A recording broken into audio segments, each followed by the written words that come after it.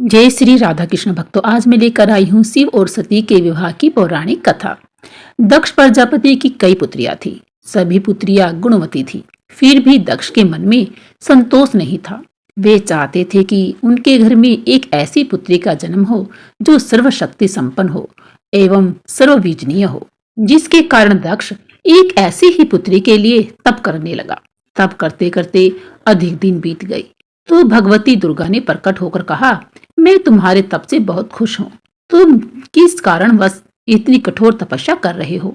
दक्ष ने तप करने का कारण बता दिया तो माँ बोली, मैं स्वयं पुत्री रूप में तुम्हारे यहाँ जन्म धारण करूंगी। मेरा नाम होगा सती। मैं सती के रूप में जन्म लेकर अपनी लीलाओं का विस्तार करूंगी। फलतः भगवती दुर्गा ने सती रूप में दक्ष के यहाँ जन्म लिया। सती दक्ष की सभी पुत्रियों में सबसे अधिक अलौकिक थी। सती ने बाल्य अवस्था में ही कई ऐसे अलौकिक आश्चर्यचकित करने वाले कार्य कर दिखाए थे, जिन्हें देखकर स्वयं दक्ष को भी बड़ी हैरानी होती थी। जब सती विवाह योग्य हो गई तो दक्ष को उनके लिए वर की चिंता होने लगी। उन्होंने ब्रह्मा जी से इस विषय में परामर्श किया। ब्रह्मा जी ने कहा, सती दुर्गा का अवतार है। दुर्गा आदि शक्ति और शिव आदि पुरुष हैं। अतः सती के विवाह के लिए शिव ही योग्य पुरुष हैं और उचित वर हैं। दक्ष ने ब्रह्मा जी की बात मानकर सती जी का विवाह भगवान शिव के साथ करा दिया। सती कैलाश में जाकर भगवान शिव के साथ रहने लगी। भगवान शिव दक्ष के दामाद थे, किंतु एक ऐसी घटना घटित हो गई जिसके कारण दक्ष के हृदय में भगवान शिव के प्रति बैर और विरोध के भाव पैदा हो गए। एक बार देवलोक में ब्रह्मा ने धर्म के निरूपण के लिए एक सभा का आयोजन किया था। सभी बड़े बड़े देवता सभा में इकट्ठे हो गए थे। भगवान शिव भी इस सभा में बैठे थे। सभा मंडल में दक्ष का आगमन हुआ। दक्ष के आगमन पर सभी देवता उठकर खड़े हो गए, परंतु भगवान शिव खड़े नहीं हुए। उन्होंने दक्ष को प्रणाम भी नहीं किया, जिसके कारण दक्ष ने अपना अपमान का अनुभव किया। केवल यही नहीं, उनके हृदय में भगवान शिव के प्रति ईर्ष्या की भावना भी जाग गई। वे उनसे बदला लेने के लिए समय और अवसर की प्रतीक्षा करने लगे।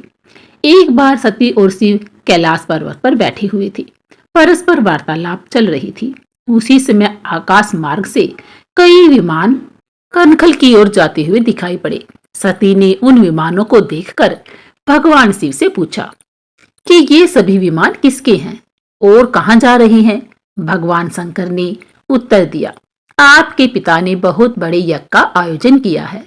समस्त देवता इन विमानों में बैठकर उसी यज्ञ में सम्मिलित होने के लिए जा रहे हैं। इस पर सती ने दूसरा प्रश्न किया, क्या मेरे पिता ने आपको यज्ञ में सम्मिलित होने के लिए नहीं बुलाया? भगवान शंकर ने उत्तर दिया, आपके पिता मुझसे बैर रखते हैं, फिर वे मुझे भला क्यों बुलाने लगे? सती मन ही मन सोचने लगी और फिर बोली, यज्ञ के इस अवसर पर अवश्य मेरी सभी बहनें आएंगी। उन सभी से मिले हुए मुझे बहुत अधिक दिन हो गए। यदि स्वामी आपकी अनुमति हो तो मैं भी अपने पिता के घर जाना चाहती हूँ। यज्ञ में सम्मिलित होना चाहती हूँ और बहनों से भी मिलने का अवसर मिल जाएगा। भगवान शिव जी ने उत्तर दिया, इस समय वहां जाना उचित नहीं होगा। आपके पिता मुझसे जलते हैं।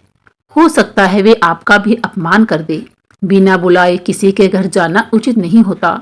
इस पर सती ने उत्प्रश्न किया, ऐसा क्यों? भगवान शिव ने उत्तर दिया, विवाहित लड़की को बिना बुलाए अपने पिताजी के घर पर कभी भी नहीं जाना चाहिए, क्योंकि विवाह हो जाने पर लड़की अपने पति की ही हो जाती है। पिता के घर से उसका संबंध टूट जाता है। लेकिन सती पीहर जाने के लिए हट करती रही, अपनी बात बार बार दोहराती रही। उनकी इच्छा देखकर भगवान शिव ने पीहर जाने की अनुमति माता सती को दे दी। उनके साथ अपना एक गण भी साथ में भेज दिया। उस गण का नाम वीरभद्र था। सती वीरभद्र के जी के साथ अपने पिता के घर गई। घर में सती से किसी ने भी प्रेम पूर्वक वार्तालाप नहीं की। दक्ष ने उन्हें देखकर कहा, तुम क्या मेरा यहाँ अपमान करने आई हो? अपनी बहनों को तो देखो, वे किस प्रकार भांति भांति के अलंकारों, सुंदर सुंदर आभूषणों और सुंदर सुंदर वस्त्रों से सुसज्जित हैं। तुम्हारे शरीर पर मात्र बागंबर के है। तुम्हारा पति शमशानवासी है और भूतों का नायक है और वह तुम्हें भागंबर के अलावा और कुछ नहीं दे सकता। दक्ष के इस कथन से सती के हृदय में पश्चाताप का सागर उमड़ आया। वे सोचने लगी, उन्होंने यहाँ आकर अच्छा नहीं किया। भगवान शिव ठीक ही कह रहे थे। बिना बुलाए पिता के घर पर भी कभी नहीं जाना चाहिए। पर अब क्या हो सकता है। अब तो सती जी वहां आ गई थी। पिता के कटु और अपमानजनक शब्द सुनकर भी सती मौन ही रही। वे उस यज्ञ मंडल में गई जहां सभी देवता और ऋषि मुनि बैठे हुए थे तथा यज्ञ कुंड में धू धू करती जलती हुई अग्नि में आहुतियां डाली जा रही थी। सती ने यज्ञ मंडप में सभी देवताओं के तो भाग देखे, किंतु भगवान शिव का भाग नहीं देखा। वे भगवान शिव का भाग न देखकर अपने पिता से बोली, पिताजी, यज्ञ में तो सबके भाग दिखाई पड़ रहे हैं, किंतु कैलाशपति जी का भाग नहीं है। आपने उनका भाग क्यों नहीं रखा? दक्ष ने गर्व से उत्तर दिया, मैं तुम्हारे पति शिव को देवता नहीं समझता।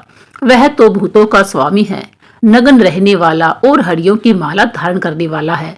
वह देवताओं की पंक्ति में बैठने योग्य नहीं है। उसे कौन भाग देगा?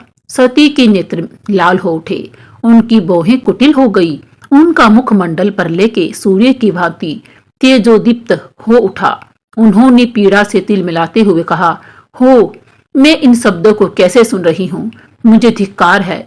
देवताओं, तुम्हें भी धिक्कार है। तुम भी उन कैलाशपति के लिए इन शब्दों को कैसे सुन रहे हो, जो मंगल के प्रतीक है और जो क्षण मात्र में संपूर्ण सृष्टि को नष्ट करने की शक्ति रखते हैं।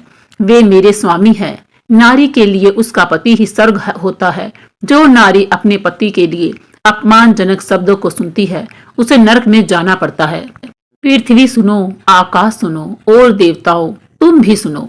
मेरे पिता ने मेरे स्वामी का अपमान किया है, इसीलिए मैं अब एक भी क्षण जीवित नहीं रहना चाहती। सती अपने कथन को समाप्त करती हुई यज्ञ के कुंड में कूद पड़ी।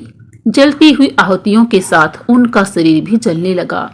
यज्ञ मंडप में खलबली पैदा हो गई, हाहाकार मच गया। देवता उठकर खड़े हो गए। वीरभद्र क्रोध से कांप उठे। वे उछल उछल कर यज्ञ का विध्वंस करने लगे।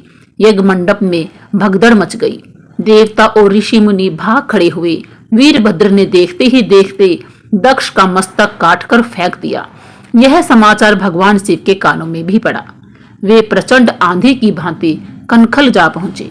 सती के जले हुए शरीर को देखकर भगवान शिव अपने आप को भूल गए। सती के प्रेम और उनकी भक्ति ने शंकर के मन को व्याकुल कर दिया।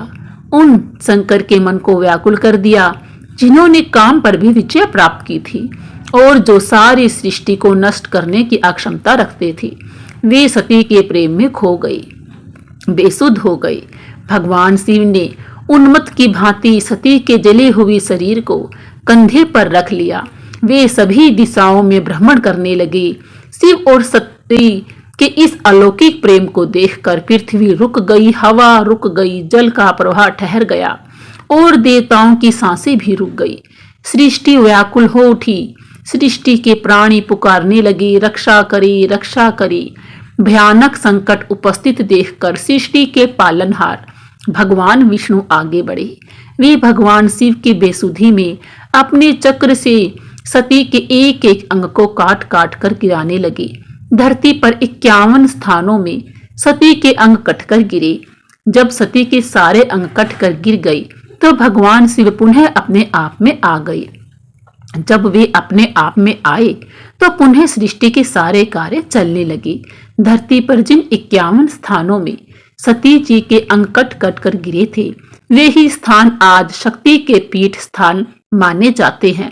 आज भी उन स्थानों में सती जी का पूजन होता है, उपासना होती है। दोस्तों, आपको यह कहानी कैसी लगी प्लीज हमें कमेंट बॉक्स में जरूर बताएं। अगर अच्छी लगी हो तो लाइक करें, सब्सक्राइब करें, शेयर करें। बोलिए राधा कृष्ण की जय, राधा कृष्ण की जय, राधा कृष्ण की जय।